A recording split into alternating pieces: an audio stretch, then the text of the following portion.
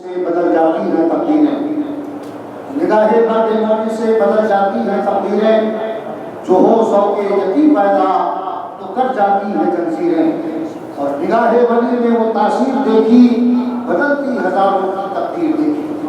اور اگر کوئی مجھ سے پوچھے کہاں ہے اشرف العلماء، تو میں کہہ دوں گا کہ جہاں دیکھو وہاں ہے اشرف العلماء، اور ہزاروں سر ہیں جس کے سائباں ہیں اشرف العلماء، اور ہزاروں دن ہیں جس کے پاسباں ہیں اشرف العلماء۔ حضرات، اب میں بلا تاخیر خطیب ملت، ادیب شہیر، عالم نوجوان، رہبر شریعت، پیر طریقت حضرت علامہ مولانا سید فیضان اشرف جیلانی کی بارگاہ میں عرض کروں گا کہ حضرت اپنے مواعظ حسنہ سے ہم تمام سامعین کے قلوب کو منور و مطلع فرمائیں۔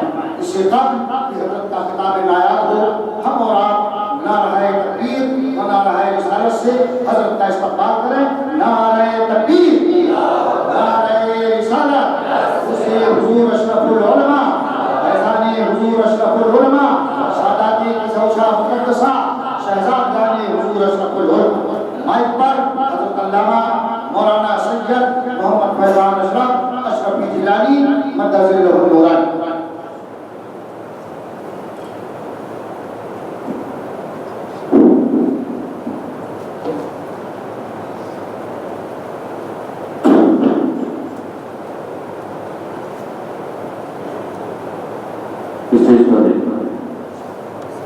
جلوہ فروز اور علماء کرام خصوصیت کے ساتھ پیر طریقت رہبر شریعت بڑے گزرائے اشرفیہ سید المشائخ جانشین حضور اشرف العلماء حضرت علامہ مولانا شاہ الحق سید محمد خالد اشرف اشرفی الجیلانی سرپرست اعلیٰ سنی دارالعلوم محمدیہ حضور پیر طریقت رہبر شریعت گلے گلزار اشرفیہ اشرف الائمہ حضرت علامہ مولانا الحاج سید محمد نظام اشرف اشرفی الجیلانی خطیب و امام زکریا مسجد و سرزمین پنڈوا شریف سے تشریف لائے حضرت علامہ مولانا مفتی شاہ جہاں اشرفی صاحب قبلہ مبلغ علوم اشرف مشن اساتذہ سنی دارالعلوم محمدیہ ائمہ مساجد معزز سامعین اسلام عزیز بچوں، السلام علیکم ورحمۃ اللہ وبرکاتہ۔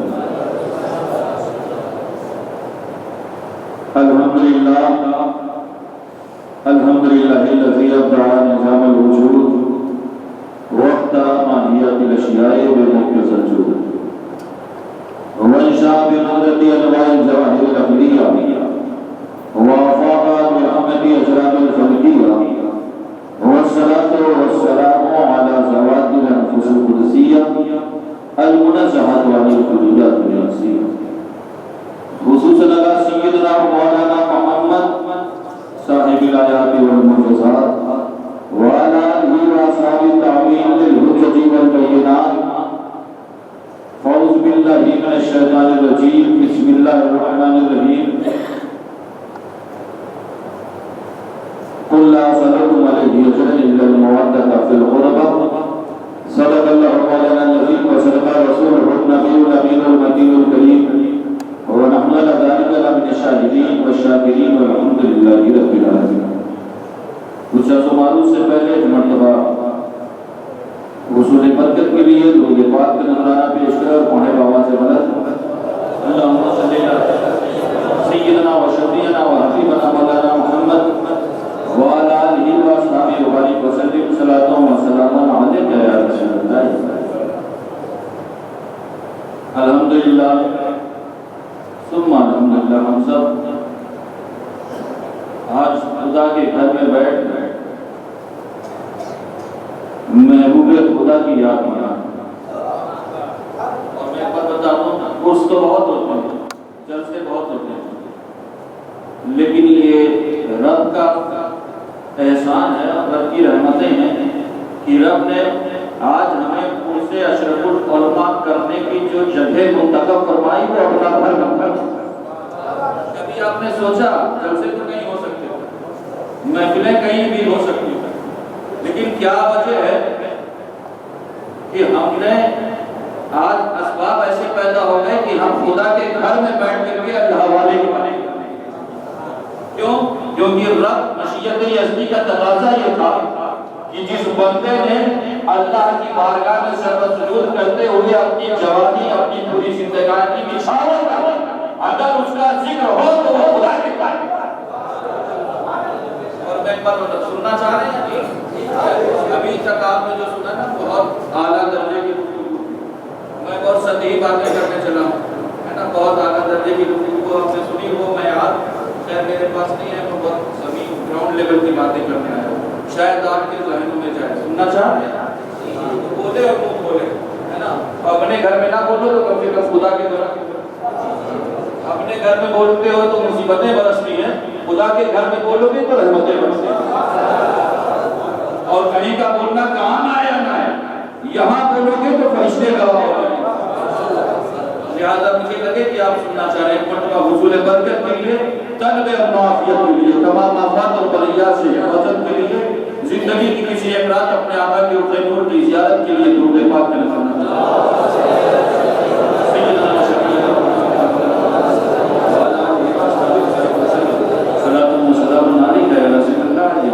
نے خطبے کے بعد اس آیت کریمہ کی تلاوت کا شرف حاصل کیا ہے۔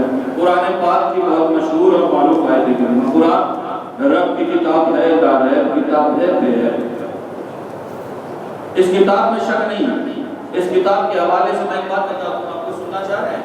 اس کتاب کے حوالے سے ایک بات بتا دوں، اس کتاب کے حوالے سے علماء فرماتے ہیں، بات میری ہو تو میرا کی رحمان کرنے ہیں، علماء فرماتے ہیں کہ اللہ رب العزت نے اس کتاب کو، آج تو چیلنجز ہوتے ہیں نا، ابھی آپ نے 2-4 مہینے پہلے آپ نے سنا کہ سویڈن میں قرآن جلایا گیا، سنا نا، لوگوں نے اپنے غم اور غصے کا اظہار کیا۔ اس سے پہلے ایک بندے نے اظہار کیا تھا کہ نہیں قرآن سے 26 آیات ختم کریں گے، ہے نا، لوگ دعوے کرتے چلے آ رہے ہیں، اور یہ آج کا معاملہ نہیں ہے، 1400 سال پہلے سے لے کر کے صبح قیامت تک یہ چیلنجز ہوتے رہیں گے۔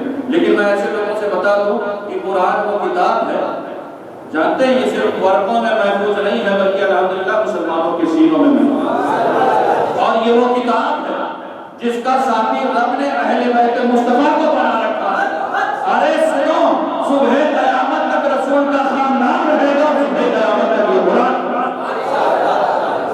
اور اسی قرآن کی تعلیم کو دینے کے لیے سرزمین مہاراشٹر میں جو ذات آئی، اس ذات کو ہم اور آپ حضور اشرف العلماء کے یقیناً نبی کے شہزادے نے اپنی خدمتوں کو ختم کر۔ اور میں ایک بات بتا دوں، باتیں تو آج بہت چل رہی ہیں، ہے نا، قرآن وہ کتاب ہے جس کا ساتھی رب نے اہل بیت مصطفیٰ کو بنا رکھا ہے، اہل بیت مصطفیٰ کو بنا رکھا۔ اور ایک بات اور بتا دوں، یہ وہ کتاب ہے نا کہ جانتے علماء فرماتے ہیں کہ اس کتاب کو اللہ رب العزت نے حضرت آدم علیہ السلام، کون ہے یہ؟ بولو، نبی ہے، اور کون ہے؟ ارے ہم سب کے پاس، ہم کوئی اور تھوڑی نہیں، کسی اور نسل سے تعلق نہیں رکھتے ہیں، جب نائب اندر ہمارے پاس، ہم الحمدللہ مسلمان ہیں نا۔ کون ہے؟ حضرت آدم، ہم سب کے باپ ہیں۔ علماء فرماتے ہیں کہ اللہ رب العزت نے حضرت آدم علیہ السلام کی تخلیق سے 50,000 سال پہلے قرآن پڑھا۔ کتنے سال پہلے؟ 50,000 سال پہلے، یعنی آدم کا صحیفہ بعد میں لکھا، نوح کا سفینہ بعد میں لکھا، ابراہیم کا قرینہ بعد میں لکھا، یوشع کا زود و تقویٰ بعد میں لکھا، موسیٰ کا جلال بعد میں لکھا، یوسف کا جمال بعد میں لکھا۔ سب سے پہلے رب نے آمنہ کے لال کے لیے، عبداللہ کے در یتیم کے لیے، فاطمہ کے پاپا کے لیے، حسنین کے نانا کے لیے قرآن دیا۔ اور اسی لیے میں کہتا ہوں، ہے قول خدا، قول محمد، ہے قول خدا، قول محمد، فرمان نہ بدلا جائے گا، ارے بدلے گا زمانہ لاکھ مگر قرآن نہ بدلا جائے گا۔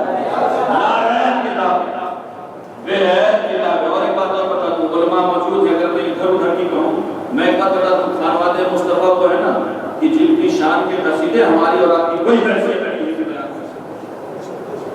مصطفیٰ کا خاندان وہ ہے نا کہ جن کی شان ہم اور آپ نہیں بیان کر سکتے. کیوں؟ کیونکہ جن کی شان قرآن بیان کرا, جن کی شان کے قصیدے رحمان پڑھتے ان کی شان کوئی انسان نہیں ہے. اور میں ایک بات اور بتا رہا ہوں, میں نے خطبے کے بعد اس آیت کریمہ کی تلاوت کا شرف حاصل کیا, اس کے متعلق کچھ عرض کریں. تب اس کے قوم حضور اشرف العلماء جانتے ہیں بات اس کی ہے جو ہر درد کا درد مانتا ہے. علماء موجود ہیں, سے پوچھیں حضور اشرف العلماء صرف جانتے ہیں ایسا نہیں تھا کہ صرف اپنے مریدوں کو نوازنا.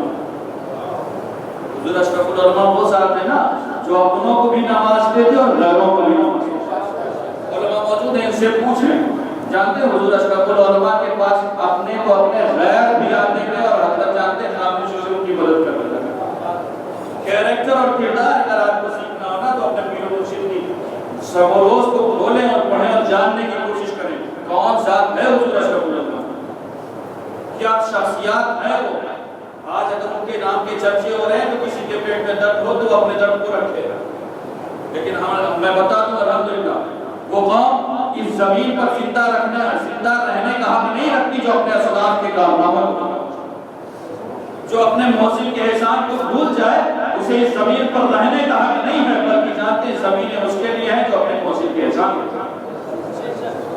حضور اشرف العلماء جس وقت سرزمین ممبئی میں آئے تھے نا, لوگوں کے ذہنوں میں نہیں تھا کہ یہاں ادارے چلیں, یہاں مدارس چلیں گے. لوگ کہتے تھے ارے یار یہاں تو یہ معاملہ ہے کہ یہاں رسیدیں کٹتی ہیں مدرسے نہیں چلتی, بھیڑ جیبیں بھی کٹ جاتی ہیں لیکن مدرسے نہیں چلتے. ہے نہیں, لوگوں کی بات تھے, لوگوں کے جملے تھے کہ ارے حضرت آپ نے کیا خواب دیکھا ہے, یہاں تو ناممکن ہے, یہاں لوگ دنیا کمانے کے لیے جاتے ہیں, یہاں دین کا کام کیسے ہوگا.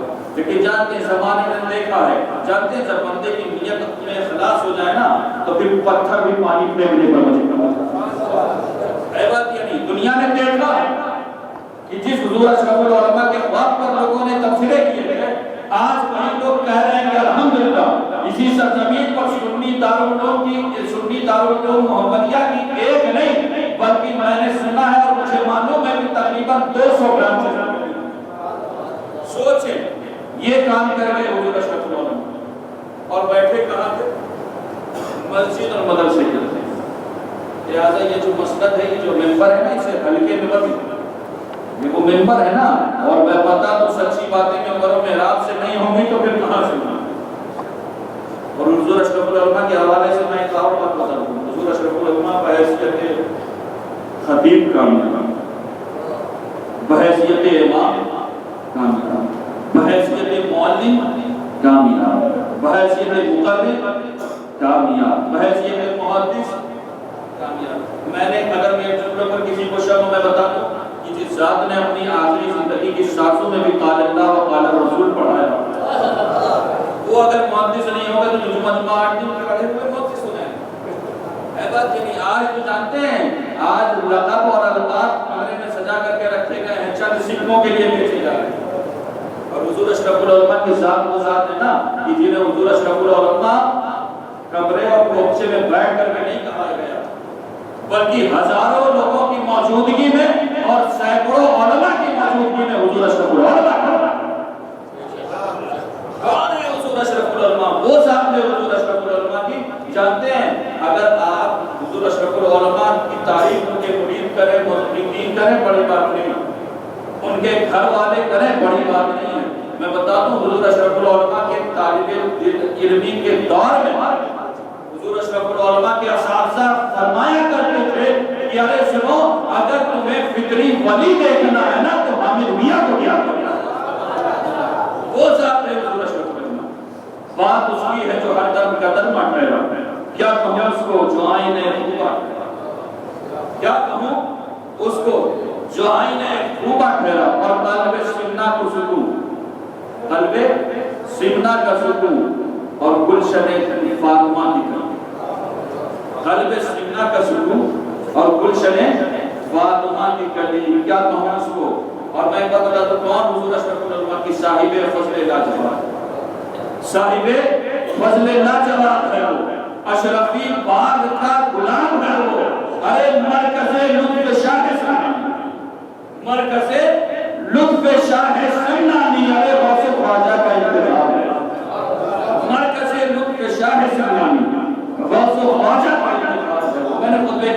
آیت کریمہ کی تلاوت کا شرف حاصل کیا، اس کا ترجمہ پیش کر دوں، اس کے بعد آپ کے بیچ میں سے چلا جاؤں، کیونکہ میرے بعد میں جو مقرر خصوصی اور بہت دور سے تشریف لائے ہیں ان کا بھی آپ کو خطاب سنا سنیں گے الحمدللہ۔ جانتے ہو جلسے کے بعد لنگر کا بھی انتظام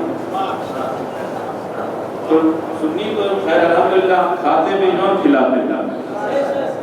اور میں ایک بات بتا دوں، سننا چاہ رہے ہیں آپ حق بیانی حسین دے رہے ہیں، کیونکہ یہ سفر کا مہینہ، اس سفر کے مہینے کو ہم امام حسین کے نام سے بھی یاد کرتے ہیں اور امام حسن بھی کرتے ہیں۔ اور جانتے ہیں کیا نسبت ہے حضور اشرف العلماء، یہ جانتے ہیں جس امام حسن کا خون حضور اشرف العلماء کی رگوں میں دوڑ رہا ہے نا، حضور اشرف العلماء کو دوسری امام حسن کا مہینہ حق بیانی حسین دیتے ہیں، زندگانی حسین دیتے ہیں، ارے اپنی تحریش کے فقیروں کو حکمرانی حق بیانی حسین دیتے ہیں، زندگانی حسین دیتے ہیں، اپنی تحریش کے فقیروں کو حکمرانی حسین دیتے ہیں، اور سب کو لنگر علی سے ملتا ہے، سب کو لنگر علی سے ملتا ہے۔ میں نے یہ جو کہی ہے نا، میں نے اس باتیں عقیدت کی روشنی میں نہیں بلکہ حقیقت کے آئینے میں بھی کہتے ہیں۔ الحمدللہ سننا الحمدللہ، ہم کسی اللہ والے کے آستانے پر جاتے ہیں نا، نہ تو وہاں سے خالی ہاتھ آتے ہیں نہ خالی پیٹ آتے ہیں۔ بات یہ نہیں، آپ ابھی وہ حضور اشرف العلماء سے حضور اشرف العلماء میں شرکت کر رہے ہیں انشاءاللہ، نہ تو آپ خالی دامنوں میں سے جائیں گے اور نہ خالی پیٹ جائیں گے، کیونکہ ان اللہ والوں کے آسمانوں پر لنگر جاری کرتا ہے۔ اور دنیا میں اگر کسی کو ولایت ملی ہے نا تو وہ کسی اور کے در سے نہیں ملی ہے بلکہ وہ دروازہ ہے۔ بات یہ نہیں، سب کو لنگر علی سے ملتا ہے، سب کو۔ اور اسی بات پر میں ایک بات کہا کرتا ہوں کہ شیر خدا جہاں میں کوئی دوسرا نہیں، شیر خدا جہاں میں کوئی دوسرا نہیں، اور ان کے بنا چراغ کسی کا چلا ہے، ان کے بنا چراغ کسی کا چلا نہیں۔ اور ایسا جہاں میں مولا علی ہی کا باغ ہے، ایسا جہاں میں مولا علی ہی کا باغ ہے، ارے پانی ملے ملے نہ ملے سوکھتا حق بیانی حسین دیتے ہیں، حق بیانی حسین دیتے ہیں، زندگانی حسین دیتے ہیں، اپنی تحریش کے فقیروں کو حکمرانی حسین دیتے ہیں، اور سب کو لنگر علی سے ملتا ہے، سب کو لنگر علی سے ملتا ہے، ارے اور پانی حسین دیتے ہیں۔ الحمدللہ سبحان اللہ۔ میں بتا دوں، میں خطبے کے بعد جس آیت کریمہ کی تلاوت کا شرف حاصل کیا، اللہ رب العزت ارشاد فرما رہا ہے قل لا اسألکم علیہ اجرا الا المودۃ فی القربى، اے میں کو آپ فرما دیں کہ ہم تم سے اس کے بدلے میں کوئی اجر، کوئی طلب، کوئی ڈیمانڈ نہیں کر رہے ہیں، لیکن اپنے خانوادے کی محبت اور موجود ان سے پوچھیں یہ لفظ محبت کا ترجمہ صرف آپ کو سمجھانے کے لیے، صرف تقریب فہم کے لیے محبت کر دیتے ہیں، ورنہ ان سے پوچھیں یہی بتائیں گے کہ محبت اور مودت میں فرق ہے۔ بات یہ نہیں، محبت اور مودت یہ دونوں الگ الگ چیزیں ہیں۔ مثال کے طور پر محبت کم بھی ہوتی ہے اور محبت زیادہ بھی ہوتی ہے، محبت نقصان دہ بھی ہوتی ہے اور محبت فائدہ مند بھی ہوتی ہے، محبت کبھی رسوائے سمانا ثابت ہوتی ہے اور محبت کبھی معراج بندگی بن جاتی ہے، محبت کبھی گھر بار چھوڑا دیتی ہے اور محبت کبھی دنیا کی دولت آپ کے دامن میں سمیٹ لاتی ہے۔ لیکن رب یہ چاہتا ہے کہ خانوادہ مصطفیٰ کے ساتھ، نبی کے گھر والوں کے ساتھ، حسنین کریم طیبین کے ساتھ، مولا علی کے ساتھ، فاطمہ زہرا کے ساتھ، ان کی اولادوں کے ساتھ محبت نہ کی جائے بلکہ محبت، اور محبت کے تعلق سے صاحب فخری فرماتے ہیں کہ سنو، محبت کا معنی یہ ہے کہ حب اہل بیت خون میں گردش، حب اہل بیت خون میں گردش کرے، یعنی محبت وہ ہے جو آپ کے نفس کی حرکت بن جائے، محبت وہ ہے جو آپ کے دل کی دھڑکن بن جائے، محبت وہ ہے جو آپ کے خون کی روانی بن جائے، محبت وہ ہے جو آپ کے سانسوں کی لے بن جائے، ارے محبت وہ ہے جو آپ کی زندگانی بن جائے۔ ارے سنو، محبت وہ ہے کہ جب تک جان میں جان رہے نبی اور علی نبی پر جان ہو۔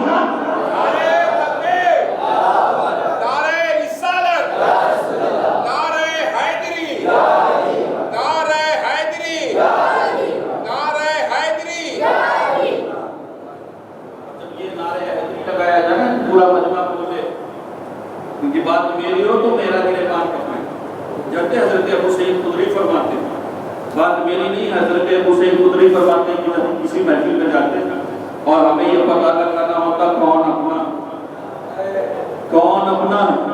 کون بیگانہ، کون مومن ہے کون منافق ہے، تو حضرت ابو سعید خدری یہ نہیں فرماتے کہ پھر ہم دیکھتے تھے کہ مسجد میں سب سے پہلے کون پہنچتا. حضرت ابو سعید خدری یہ بھی نہیں فرماتے کہ پھر ہم دیکھتے تھے کہ کس کے ہاتھ میں پڑے جانے والی تصویر. حضرت ابو سعید خدری یہ بھی نہیں فرماتے کہ پھر ہم یہ نہیں دیکھتے تھے کہ کون ہے کہ جو تہجد کی نماز سے قضا نہیں کرتا، بلکہ جانتے ہو حضرت ابو سعید خدری فرماتے ہیں کہ جب ہم کسی محفل میں جاتے اور ہمیں یہ پتہ لگانا ہوتا کون اپنا ہے کون بیگانہ ہے، کون مومن ہے کون منافق ہے، ارے تو سنو ہم محفل میں علی علی کی صدائیں بلند کرتے تھے. ارے علی کا نام سن کر کے جس کا چہرہ کھل جاتا تھا سمجھ جاتے تھے، اور جس کا چہرہ بگڑ جاتا تھا سمجھ جاتے تھے کہ بیگانہ. اسی لیے میں کہتا ہوں کہ نام علی لو، اور اگر ماتھے کا پر فیوز ہو جائے تو منافق سمجھو، چہرے کا زاویہ بگڑ جائے تو منافق سمجھو، اور اگر چہرہ خوشیوں سے کھل جائے تو مصطفیٰ کا عاشق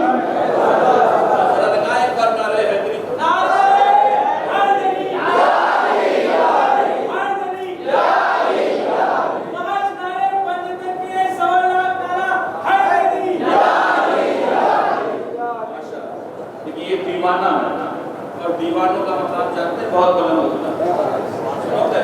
اہل بیت کے غلام جو ہے، اہل بیت کے غلام کوئی فقیر اور مسکین نہیں تھے، یقیناً ہر طبقے کے لوگ اہل بیت کے در کے غلام ہوئے، لیکن بڑے بڑے سرداروں نے اہل بیت کے در کی غلامی کی، اور ایسی غلامی کی ہے کہ ان بڑے بڑے سرداروں کو اپنی سرداری پر اتنا ناز نہیں تھا اتنا اپنی غلامی کی. اگر آپ کو میری بات معلوم پتہ آپ کو ہضم نہ ہو رہی ہو تو تاریخ میں چلو اور پتہ کرو، ذرا پڑھو کتابیں، جانو کہ حضرت سلمان فارسی کون تھے. حضرت سلمان فارسی مجوسیوں کے سردار کے بیٹے تھے، لیکن انہوں نے اپنی سرداری پر ناز نہیں بلکہ اہل بیت کے در کی غلامی. حضرت قمر کون تھے؟ کسی غریب گھر سے تعلق نہیں رکھتے تھے بلکہ یمن کے شہزادے تھے، لیکن انہیں اہل بیت کے در کی غلامی پائی. حضرت فدہ کون تھی؟ جانتے ہیں حبش کی ملکہ تھی حضرت فدہ، لیکن انہیں اپنی ملکیت نہیں پسند آئی بلکہ مصطفیٰ کے گھر والوں کی غلامی. اور میں ایک بات بتا دوں، جو مصطفیٰ کے گھر والوں سے ٹکراتا ہے نا وہ یزید بن جاتا ہے. جو نبی کے گھر والوں سے ٹکراتا ہے وہ اپنے وقت کا یزید بن جاتا ہے، اور جو نبی کے گھر والوں سے ہارتا ہے نا تو اگر وہ پہلوان ہو تو جنید بغدادی بن جاتا ہے. لہٰذا مصطفیٰ کے گھر والوں سے ٹکرانے کی کوشش مت کرنا. یہ وہ خاندان ہے نا کہ اگر اس سے بھیڑو گے دنیا بھی برباد ہو جائے گی اور آخرت بھی برباد ہو جائے گی. یہی وجہ ہے کہ آج چاہے جتنی یزید کی موافقت میں تقریریں کی جائیں، انہیں یہ نہ کہو انہیں ماننا کہو، لیکن وہ بھی اپنے بچوں کا نام یزید رکھنا گوارا نہیں کرتے. ہے بات یہ نہیں. لہٰذا اپنی نسبتوں پر جتنا ناز کرے کم ہے. کیوں؟ کیونکہ جانتے ہیں آپ کسی دنیا دار کے دامن سے وابستہ نہیں ہے بلکہ آپ آل نبی مختار کے دامن سے وابستہ ہیں. لبیک یا حسین، لبیک یا حسین، لبیک یا حسین، لبیک یا حسین، لبیک یا حسین، لبیک یا حسین. لوگ سوچتے ہیں یار اہل بیت مصطفیٰ کے گھر والوں سے محبت کیوں آدمی لوگوں کو، نبی کے گھر والوں پر لوگ اپنا تن من دھن کیوں نشاور کر دیتے ہیں. میں بتاؤں، سننا چاہیں گے آپ؟ تقریر ختم کر دوں. میں صرف ایک واقعہ بیان کروں گا. دیکھو مصطفیٰ کے گھر والوں کی محبت کا انعام رب کیا دیتا ہے. جانتے ہیں نام سنا ہے اپنے حضرت امام علی رضا؟ نام سنا کہ حضرت امام علی رضا چوسا کے بریلی کے کہاں کے نہیں پتا. ابھی ہمارا یہ مسٹر موجود ہے، اس سے پوچھو یہ آئی پی ایل کے 11 پلیئروں کے نام بتا دو. آج تو یہ ہے یہ تک بتا دے گا کہ ان کو کھانے میں کریں. کچھ دیوانے ایسے بھی موجود ہیں وہ یہ تک بتا دیں گے کہ کس برانڈ کا پانی پینا ان کا فیوریٹ ہے. کون ہے؟ حضرت امام علی رضا. جانتے ہیں نہیں جانتے؟ حضرت امام علی رضا حضرت امام موسیٰ کاظم کے صاحبزادے اتنے حسین اور جمیل تھے نا. جانتے کہ وہ اپنے چہرے پر نقاب رکھا کرتا، اتنا خوبصورت، اتنا حسن تھا حضرت امام علی رضا۔ کون ہے حضرت امام علی رضا؟ جانتے ایک بار ایک شخص آتا ہے، حضور، جیسے آپ نے علماء سے سنا ہے نا، میں نے بھی سنا حضور اشرف العلماء کی بارگاہ میں صرف لوگ اپنی دنیاوی حاجتیں نہیں پوری کرتے تھے، اپنی دینی بھی حاجتیں پوری کرتے تھے اور دنیاوی حاجتیں۔ میرے سامنے ایک شخص آتا ہے اور ابھی میں نام نہیں لوں گا، انہوں نے بتایا کہ حضرت میرے بڑا ابا آئے تھے اور حضرت کی بارگاہ میں کہا تھا حضرت میری بیٹی کی شادی کا انتظام نہیں تھا۔ اور جانتے ہیں حضور اشرف العلماء نے، حضرت اشرف الائمہ موجود ہیں، انہوں نے کہا کہ جائیے میاں جا کر کے 3000 روپیہ لا کر کے آئیں۔ سوچو آپ کا پیر و مرشد کیسا ہے، جس کی نگاہیں جیبوں، مریدوں کی جیبوں پر نہیں رہی ہے بلکہ مریدوں کی اصلاح پر الحمدللہ۔ جانتے ہیں انہوں نے خود اقرار کیا کہ حضرت حضور اشرف العلماء نے ان کو 3000 روپئے دیے اور اس 3000 روپئے کی برکتیں ایسی ہوئیں کہ جانتے ہیں کچھ لوگ ایسے نظر آ گئے جنہوں نے شادی کا انتظام کر دیا، کچھ لوگ ایسے نظر آ گئے جنہوں نے کھانے کا انتظام۔ سوچیں مصطفیٰ کا خاندان کیسا تھا۔ حضرت امام علی رضا کے پاس ایک شخص آتا ہے، حضور گھر میں فاقہ، غربت کا عالم ہے، زندگی گزارنا بہت مشکل ہو گیا، آپ نبی کے شہزادے ہیں، ان کے در پر تو جانتے ہیں غیر بھی خالی نہیں مار جاتے۔ اب یہ پہنچا تھا، حضرت امام علی رضا فرماتے جاؤ میرے دروازے پر جو میری جوتی رکھی ہے نا اسے لے کر کے چلے۔ اب وہ تھا دیوانہ، اب دیوانہ پہنچتا ہے، جوتی دیکھتا ہے، کہتا ہے یار اس میں کیا کام ہوگا، اس میں کیا مل جائے گا مجھے، لیکن پھر جان پہ تھوڑی دیر کھڑا رہتا ہے، آخر پھر اندر چلا آتا ہے۔ اب حضرت امام علی رضا سے عرض کرتا ہے حضور واقع گزر رہے ہیں، گھر پر تندرستی ہے، زندگی بہت مشکل ہو چکی ہے، حضور کچھ مدد چاہیے۔ آپ فرماتے ہیں تم سے کہا نا میری جوتی لے کر کے چلے۔ اب جانتے ہیں پیر و مرشد کا تھا، آقا ذاتی پلٹی کا، اب وہ دیوانہ وہ جد نہیں کرتا ہے وہ جوتے سے کیا کام چاہے، وہ کہتا ہے پیر نے کہہ دیا اب جانا ہے اسے لے کر کے۔ اب وہ جوتی لے کر کے گیا، جانتے ہیں مرید صادق جو ہوتا ہے نا، اب اس جوتی کو جانتے کیا کرتا ہے، پیر کی جوتی، آقا زادے کی جوتی، آقا کی جوتی، فوراً جوتیوں کو اپنے سر پر رکھ دیتا ہے۔ اب سر پر رکھ کر کے وہ عراق کا ریگستان کو چل رہا ہوتا ہے، چلتا ہے ریگستانی ایریا، دور سے قافلہ ایک نظر آتا ہے، وہ قافلہ جب قریب ہوتا ہے تو قافلے کا جو سردار ہے بزنس تاجروں کا قافلہ، اب وہ تاجر دیکھتا ہے کہ عجیب دیوانہ، اتنی شدت کی دھوپ پڑ رہی ہے، ریت ایک دم گرم ہے اور یہ اس جوتی کو پہننے کے بجائے سروں پر رکھے گھوم رہا ہے، سر پر رکھے گھوم رہا ہے۔ اب اس تاجر کے دل میں یہ سوال پیدا ہوتا ہے یار یہ بندہ کیسا ہے، اسے بلایا جائے، اسے قریب کیا جاتا ہے اور قریب کر کے پوچھتا بتاؤ کیا تمہیں بھوک نہیں لگ رہی؟ کہا دھوپ میں بہت شدت تھی، کہا کیا کچھ پیاس محسوس ہو رہی؟ کہا ہاں پیاس بھی لگی، کچھ پانی پلاتا ہے۔ پھر پوچھتا اچھا بتاؤ اتنی شدت کے باوجود تم اس جوتی کو پہننے کے بجائے اپنے سر پر رکھ کے پہن کر یہ بتاؤ یہ کیا معاملہ ہے؟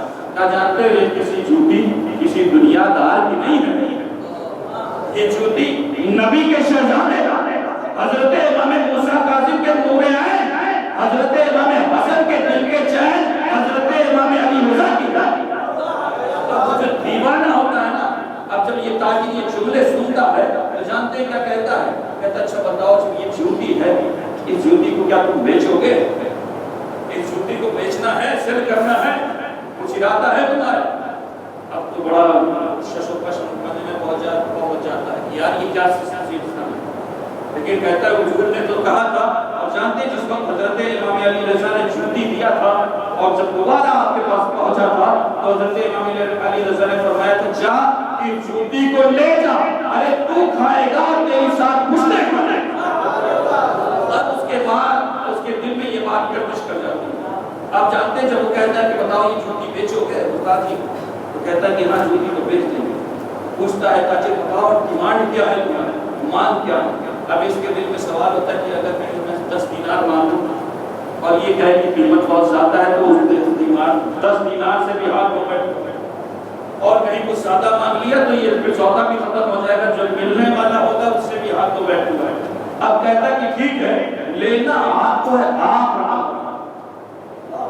قیمت بتاتے کہ اس کی قیمت آپ کیا دیں گے؟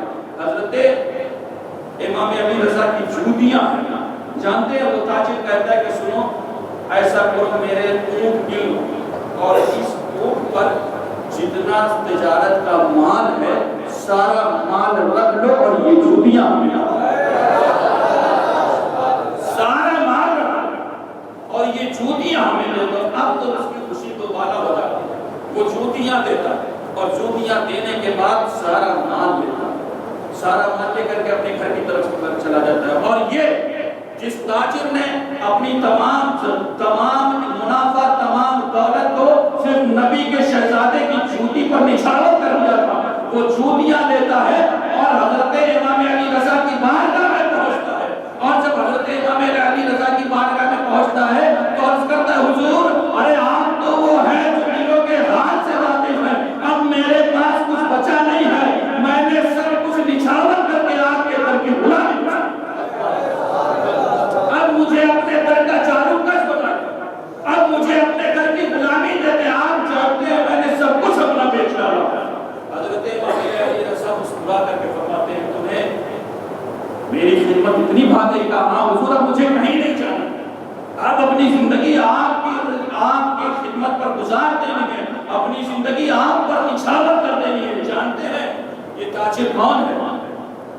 اس تاجر کا نام آپ سنتے ہیں چاہے جس بھی سلسلے سے پہنچے لیکن اس تاجر کے نام لیے بغیر حضرت علی مرتضیٰ تک نہیں پہنچے. بڑے بڑے ٹائٹل لے کر کے پھرتے رہے لیکن جانتے ہیں یہ وہ تاجر ہے کہ جب کوئی اپنے پیر و مرشد کی خانواد مصطفیٰ کی خدمت کرتا ہے نا تو اگر اس کے نام کی پرچی بے چین دریاؤں میں ڈال دو تو انہیں قرار محسوس ہو جاتا ہے. اور یہ وہ تاجر ہے جسے دنیا معروف کرہی کے نام سے لہذا سوچیں مصطفیٰ کے گھر والوں کی غلامی پر رب انعام کیا دیتا ہے. یہی حضرت جانتے ہیں حضرت معروف کرہی ہے ان کی بارگاہ میں حضرت جانتے خلیفہ ہارون رشید کہاں آتا ہے؟ حضرت امام علی رضا کی بارگاہ میں آتا ہے اور آنے کا مقصد یہ ہوتا ہے کہ وہ دریاؤں کے سفر پر جا رہا ہوتا ہے. اب دریا کے سفر جانتے ہیں اس وقت تو دریاؤں کا سفر بہت مشکل بھرا رہتا ہے. کب کشتی ڈوب جائے کچھ پتہ نہیں. اب یہ بادشاہ بھی تھا اس نے کہا کہ چلے امام علی رضا کے پاس جا کر کے کوئی تعویذ لے لیں اپنے لیے حفاظت کی دعائیں کروا لیں.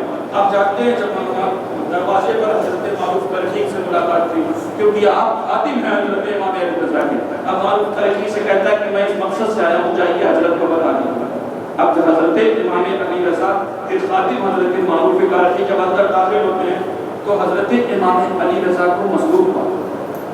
اب سوچے خادم کا مقام اور مرتبہ کیا ہے. جب وہ مصلوب پاتے ہیں اب وہ وقت کا خلیفہ ہے اسے بھی خالی ہاتھ نہیں لوٹانا ہے اور وہ تعویذ کے لیے آیا ہوتا ہے. فوراً جانتے ہیں حضرت امام علی رضا کے خادم حضرت معروف کرہی کے دل میں سوال پیدا ہوتا ہے کہ میں تو وہ ہوں نا کہ جس کا نام میرا پیر و مرشد دل میں کئی بار لیتا ہے. معروف پانی لے آؤ, معروف وضو کے لیے پانی رکھو, معروف میرے جوتے کہاں ہیں, معروف کھانا کہاں ہے. حضرت موسیٰ معروف کرہی کا یقین دیکھیے, وہ کہتے ہیں ارے میرا نام میرے پیر و مرشد کی زبان پر اتنا جاری ہے کہ رب نے اس میں اتنی برکتیں دی ہوں گی جو تصور نہیں. حضرت معروف کرہی جانتے ہیں کیا کرتے ہیں؟ فوراً ایک کاغذ کا ٹکڑا لیتے ہیں اور اس کاغذ کے ٹکڑے پر اپنا نام لکھتے ہیں. اپنا نام لکھ کر کے فوراً لپیٹتے ہیں, لپیٹ کر کے جا کر کے خلیفہ ہارون رشید کو دے دیتے ہیں. کہتے ہیں یہ آپ کا تحفہ لے کر کے جائیے انشاءاللہ آپ کا تدابیر آفات و بلیات سے. آپ جانتے ہیں خلیفہ ہارون رشید سفر پر جاتا ہے, دریاؤں کا سفر ہے. کشتی جب مجدھار میں پہنچتی تو طوفان آ جاتا ہے. اچانک جب طوفان آتا ہے تو خلیفہ ہارون رشید کو یاد رہتا ہے پیر و مرشد کا جو تعویذ تھا تو اسی دن کے لیے تو تھا. فوراً اس تعویذ کو نکالتا ہے. تاریخ بتاتی ہے خلیفہ ہارون رشید اس تعویذ کو اپنے پاس سے نکال کر کے دریا میں ڈالتا ہے. دریا کی بے چین موجوں کو طوفان چھٹ جاتا ہے. اب جب طوفان چھٹتا ہے اور وہ اپنے سفر کے ساتھ امن چین کے ساتھ واپس لوٹتا ہے, اب جانتے ہیں خلیفہ ہارون رشید شکرانے کے لیے پھر پیر و مرشد کی بارگاہ میں پہنچتا ہے. حضرت امام علی رضا کی خدمت میں پہنچتا ہے اور پہنچتا ہے لیکن دروازے پر کس سے ملاقات ہوتی ہے؟ دربان کون ہے حضرت امام علی رضا کے؟ کون ہے؟ نہیں بتاؤ کہ تقریر ختم کر دو. کون ہے؟ حضرت معروف کرجی سے ملاقات ہوئی، کہتے ہیں یار پیر و مرشد کی کرامتیں میں نے دیکھی، پیر و مرشد کی تاثیر میں نے دیکھی ہے۔ ارے سنو، میں جب سفر میں تھا نا تو طوفان آ گیا تھا، ایسا طوفان تھا کہ یہ سب کو یقین ہو چکا تھا اب تو کشتی ڈوبنی ہے اور ہماری دنیا ختم ہونی ہے۔ لیکن میں ایک بات بتا دوں، ولی کے اولیاء اللہ کے دامن سے وابستہ ہو جاتے ہیں نا، تو نہ ان کی کشتی یہاں ڈوبے گی نہ وہاں ڈوبے گی، نہیں کہ کوئی کیسا بھی طوفان ان کی کشتیوں کو ڈبا نہیں سکتا۔ وہ کہتا ہے کہ جانتے پورے مرشد کی جو تعویذ تھا، میں نے اس تعویذ کو دریا میں ڈالا اور اسے سکون اور قرار دیا۔ اب حضرت معروف کرجی کی آنکھوں میں آنسو آ جاتے ہیں، آپ کہتے ہیں یار بات تو خوشی کی ہے، تم رو کیوں رہے ہو؟ جانتے ہیں معروف کرجی فرماتے ہیں رو صرف اس لیے رہا ہوں کہ میں دیکھنا چاہتا تھا کہ میرا نام میرے پیر و مرشد کی زبان پر جب جاری ہوتا ہے تو رب اس میں تاثیر کیا پیدا کرتا ہے۔ آئے سنو، وہ کاغذ کا ٹکڑا حضرت امام علی رضا نے نہیں دیا تھا بلکہ ان کے نوکر اور خادم معروف کرجی نے دیا، اور اس کاغذ کے ٹکڑے پر کچھ اور نہیں لکھا تھا بلکہ حضرت امام علی رضا کے خادم اور نوکر معروف کرجی کا نام لکھا تھا۔ سوچو خانواد مصطفیٰ کی شان کیا ہے۔ اللہ رب العزت کی بارگاہ میں عرض ہے کہ ہم سب کو نبی اور آل نبی کے در کا غلام ہونا ہے۔ اے قوم وہی پھر ہے تباہی کا زمانہ، اے قوم وہی پھر ہے تباہی کا زمانہ، اسلام ہے پیر حوادث کا نشانہ، اور مٹتے ہوئے اسلام کا پھر نام جلی ہو، لازم ہے کہ ہر شخص حسین ابن علی ہو اور تو اسلام کے اپنی تاثیر لے لے، زبانوں پہ نعرے تکبیر لے لے، اور خدا ہم کو شبیر سا حوصلہ دے، آمین۔ خدا ہم کو شبیر سا حوصلہ دے کہ دی کے لیے گردن اپنی کٹا دی۔ استغفر اللہ ربی من کل ذنب و